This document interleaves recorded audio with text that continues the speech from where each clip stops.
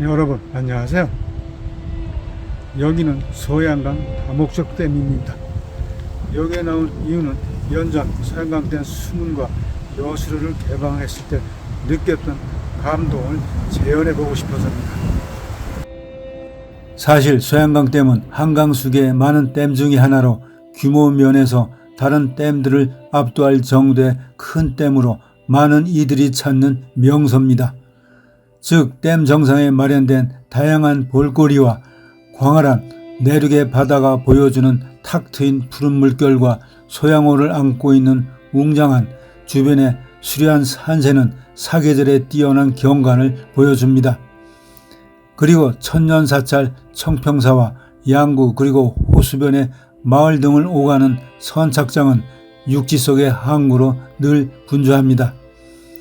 이곳 관광의 백미는 뭐니 해도 소양강댐 수문 위에서 낙하하는 폭포수가 아닌가 합니다. 이는 캐나다, 미국 사이의 나이아가라 폭포 높이 약 55m보다 2배 이상 높아 수문을 개방했을 때 떨어지는 거센 물살은 아름답다기보다는 장엄하고 위험이 서린 장관을 연출하기 때문입니다. 소양강댐은 1973년 완공 이후 지금까지 17여 차례 25개를 개방하면서 그때마다 많은 이들이 123m의 높이에서 쏟아져 떨어지는 폭포를 구경하기 위해 몰려들었었죠. 주로 집중호우인 여름철에 3-5년 간격으로 방류하여 초당 600에서 2500톤을 하류로 흘려보냅니다. 수문을 여는 순간 떨어지는 굉음과 계곡을 작은 물방울로 가득 메워 이를 보러 온 사람들은 목에서 나오는 감탄의 소리를 넘어 가슴에서 나오는 감동이 담긴 소리를 냅니다. 그런데 한편 그간 댐 바로 아래 사는 춘천 시민은 홍수철만 되면 불안한 마음이었죠.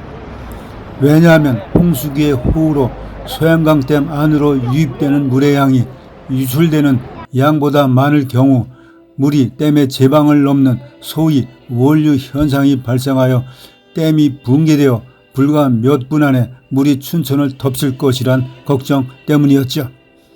사실 1984년 홍수로 범람 위기 수준까지 온 적이 있어 가슴이 서늘해진 적이 있었죠.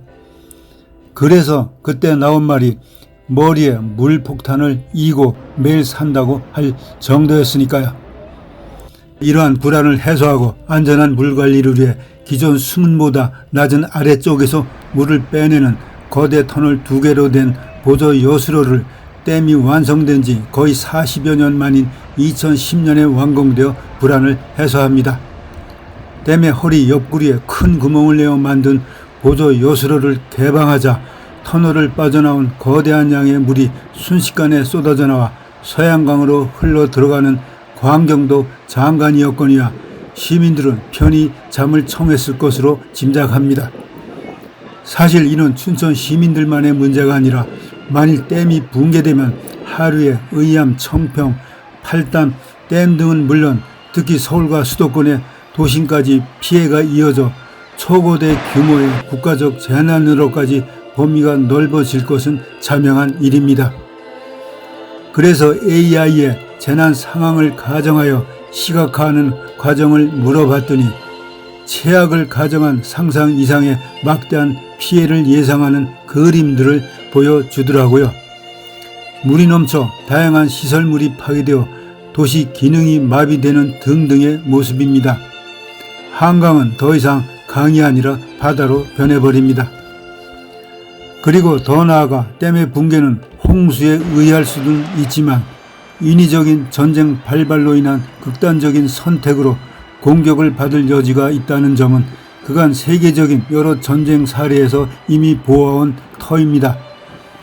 특히 전쟁과 같은 극단적인 상황에서 댐과 같은 국가 핵심 기반 시설은 전략적인 목표물이 될 수 있다는 점은 마음을 비우기 쉽지 않습니다.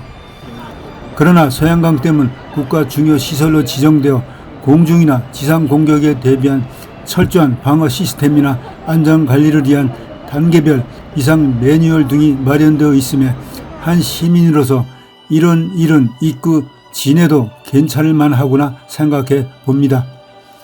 이렇듯 소양강댐을 보면서 두 개의 마음이 있음을 봅니다.